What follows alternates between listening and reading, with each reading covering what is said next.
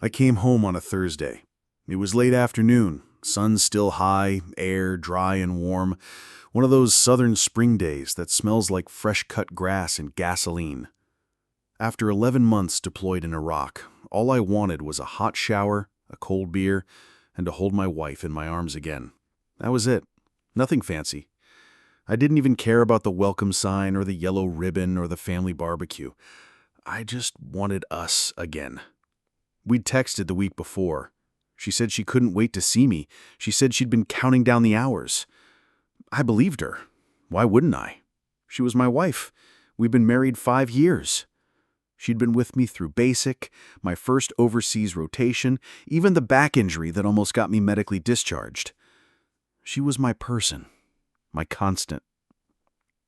I had it all in my head, how it'd go down. I'd drop my duffel on the floor, she'd come running, we'd stand in the doorway like we were in one of those cheesy viral reunion videos, crying and laughing at the same time. That's what I was expecting. That's what I'd been holding on to for months when things got ugly. I survived mortar fire, heat stroke, watching a kid lose both legs from an IED. And what kept me sane was the picture of her on my phone and the thought, she's waiting for me. But that's not what happened. When I pulled up to our house, there was a truck in the driveway. Not mine, not hers, a black Ford F-150 with Texas plates.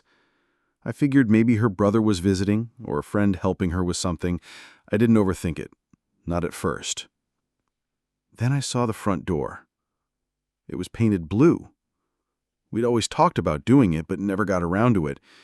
She used to say, "Let's wait until you're home for good so we can pick the color together." I stood there staring at it for a second longer than I should have. Then I opened it. She was there, in the living room. But she wasn't alone. There was a man sitting on my couch, holding a can of something, barefoot, shirtless, with a tattoo of a deer skull across his chest. He looked at me like I'd just walked into his house. Like I was the one who needed to explain myself. And she didn't run. She didn't scream. She didn't cry. She just stood up slowly and said, "Matt, I didn't think you were coming home until next week." I just stood there, halfway inside the door, still in uniform. Boots dusty, hands still dirty from the flight, mine still halfway in a war zone. And she just stood across from me like I was a delivery guy with the wrong package. No smile, no tears, just wide eyes and guilt barely masked by convenience. The guy on the couch didn't move. He didn't look scared, didn't apologize, didn't say a word. He looked at me like I was the third wheel at his weekend getaway. His beer was halfway gone, and his leg was resting on the coffee table I built with my own damn hands 2 years ago. I remember cutting and staining that wood for 3 days while she picked out new coasters on Etsy. That table was ours, a tiny thing, but it felt like home back then. Now it just felt contaminated. I finally said something. "Who is he?" My voice was calm. Too calm. The kind of calm you only get after years of training, when your body wants to rage, but the discipline is too deep. She looked down, then back at me. "This is Tyler. We've been seeing each other." Just like that. No hesitation, no shame, no "I'm sorry." She didn't even try to soften it. She said it like we were business partners splitting an asset, like she was letting me know someone else had already taken over the lease. I laughed. I don't know why. Not because it was funny. It wasn't. But because the absurdity of it hit so hard my brain didn't know where else to go. I dropped my duffel right there at the doorway, the sound of it thudding against the floor louder than anything else in the room. "You moved him in?" I asked, not even knowing if I wanted to hear the answer. She looked at me like I was the one being dramatic. "It wasn't like that at first, it just happened, and then it made sense for him to stay." Made sense.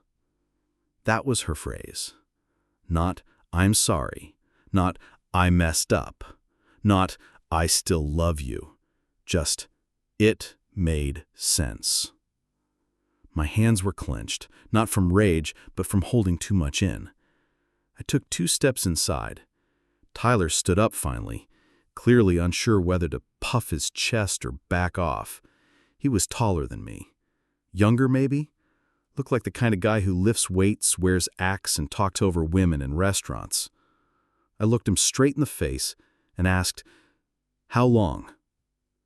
She answered, not him. "A few months. Before or after that care package you sent me in March?" She flinched. Finally, that one hit. "I didn't plan this, Matt. I didn't want this to happen." But she didn't stop it either. That was the truth. I looked around the room. There were pictures missing from the wall, a blanket I didn't recognize draped over the back of the couch, a second pair of boots by the door, an electric razor in the bathroom sink, visible from where I stood.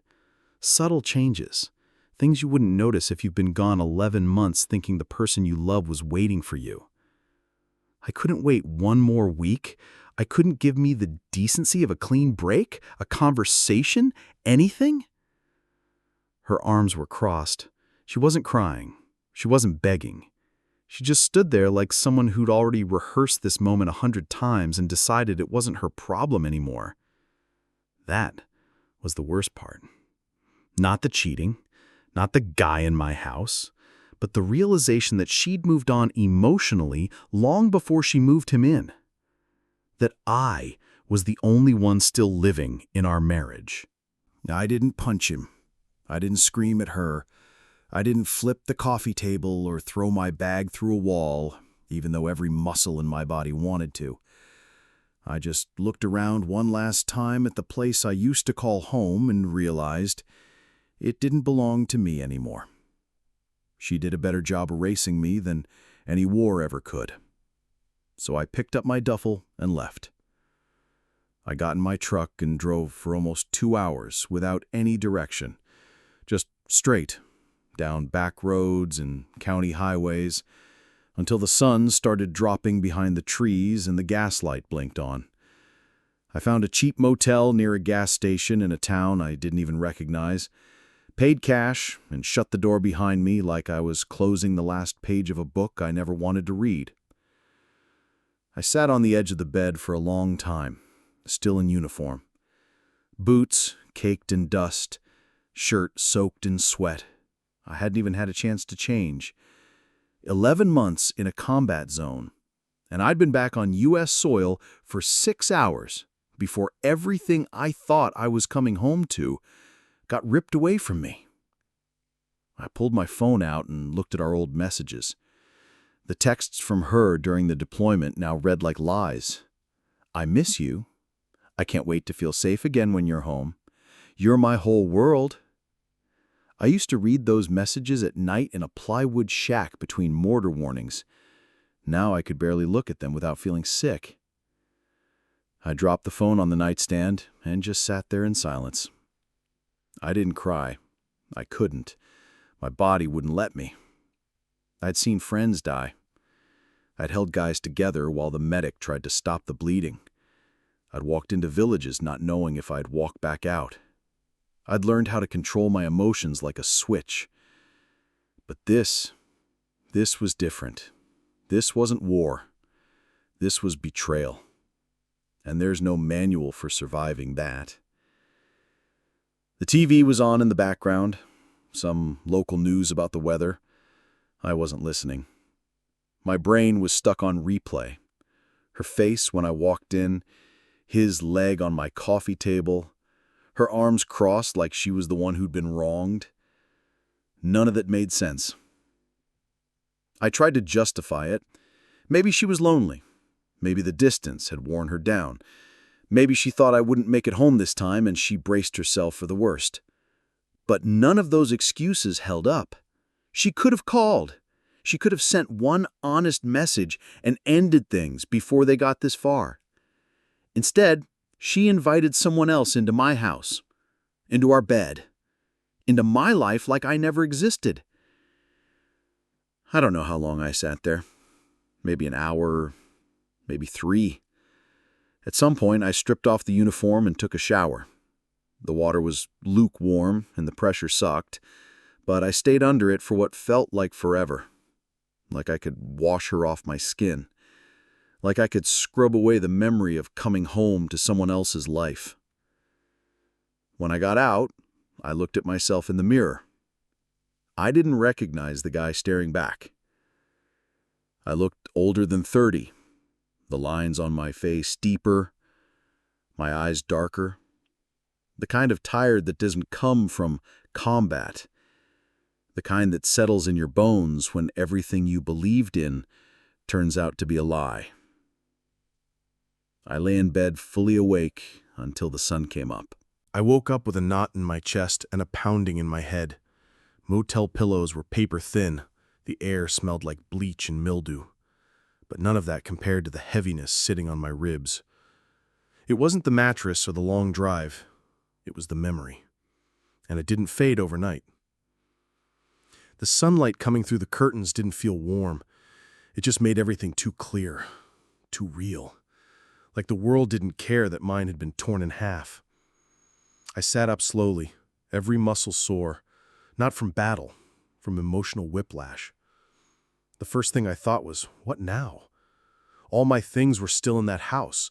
My gear, my documents, my clothes, my safe. Hell, even my old dog tags were hanging off the side of the bathroom mirror. That was my house, my name on the mortgage. But she'd already filled it with someone else's presence, someone else's scent. I didn't even know if I had the right to walk in there anymore without a cop escort. I debated calling my CO just to say I was back, but I didn't. What was I supposed to tell him? That I came home from war to find my life hijacked by some shirtless asshole with tribal tattoos? I didn't want pity. I didn't want sympathy. I just wanted to feel like a man again. So I got up, showered, threw on jeans and a hoodie. No uniform this time. I looked at myself again in the mirror. Same tired eyes, same jaw clenched. But this time, I saw something else. Focus. Not anger, not sadness. Just cold, quiet focus. I drove back to the house mid-morning. Sun was high, birds chirping. A guy was mowing his lawn 2 houses down. Everything looked so normal, like the world hadn't paused to acknowledge what she did. Her car was gone. So was the truck. I waited 5 minutes just to be sure. Then I walked up to the door, used my key, and stepped inside. It felt wrong. Even empty, it felt wrong. Like the walls were watching me, judging. Half the furniture had been rearranged. There were extra shoes by the door, a second toothbrush in the bathroom, towels that weren't ours, a gym bag I didn't recognize in the hallway. I went to the bedroom, our bedroom, and saw a different comforter on the bed. My photos were gone. My side of the closet had been cleared out, but not thrown away, just boxed, like I'd died. I opened the closet and saw 3 cardboard boxes labeled in her handwriting. Matt, uniforms. Matt, personal. Matt, books and random. I stood there, staring at those words like they were gravestones. 5 years of marriage, a life together, sorted and filed like junk for pickup. It was so damn efficient, so emotionally sterile, like she'd prepared for this moment longer than I'd known. I gathered my stuff, not just what was boxed. I grabbed whatever else was mine. My safe, my deployment journal, my flag from the last base, my medals, my dad's old hunting knife. She hadn't touched those. Maybe out of guilt, or maybe she didn't care. I went into the kitchen. My old mug was still there, chipped ceramic with the faded USMC emblem. I grabbed it and turned to leave. That's when I heard a car pull up. I froze, looked out the window. It was her. She stepped out, alone, grocery bag in hand, like nothing had happened, like this was still her house and I was the one intruding. I didn't wait for her to get to the porch. I opened the door and stood there. She stopped halfway up the walkway and said, "Matt, I didn't know you'd be back. It's still my house, and my name's still on the title. She nodded, like she'd rehearsed that moment too. I didn't want it to happen this way. I didn't plan for Tyler to stay, it just got complicated. No, you made it complicated. You chose this. You didn't tell me. You let me think everything was fine while you were rebuilding your life with someone else. She started to cry. Soft, silent tears. But I'd seen better performances under enemy fire. I walked past her, got in my truck, and didn't look back. I wasn't ready for forgiveness. I wasn't ready for explanations. I just wanted my life back. After that day, I never went back to that house. Not once. I found a small apartment closer to base. It smelled like paint and dust, with windows that didn't hold memories. I brought in 3 boxes, a gun safe, 2 bags, and a truth I didn't ask for. That everything I thought I was coming home to no longer existed. I woke up in silence every morning. No coffee brewing, no voice asking where I was headed. At first, that silence felt like punishment. But day by day, it started to feel like clarity. No games, no lies, just space. Mine. I filed for divorce immediately. No shouting matches, no in-person drama, just paperwork and signatures through the lawyers. She didn't fight it. She asked to keep the house. Said she'd already settled in. I didn't care. The house meant nothing to me anymore. She could have the walls. I was taking my soul. The hardest part wasn't anger. It wasn't the betrayal. It was letting go of the version of her I had carried through war. The woman who sent care packages, who signed letters forever yours, who once cried when I got deployed. That version of her, that idea of her, took the longest to bury. Because I didn't just lose a wife. I lost someone I thought would always be home. I hit the gym every day, not to punish myself, just to move, to feel control again. I joined a veterans group on Tuesdays. We didn't talk about betrayal. We didn't need to. One guy said something I'll never forget. Sometimes, the worst wounds are waiting for you in your kitchen. Yeah, that landed harder than any IET ever did. I stopped wondering who she was with now. I didn't check her socials, didn't ask friends. I let her stay where she was, behind those painted blue doors I'd never open again.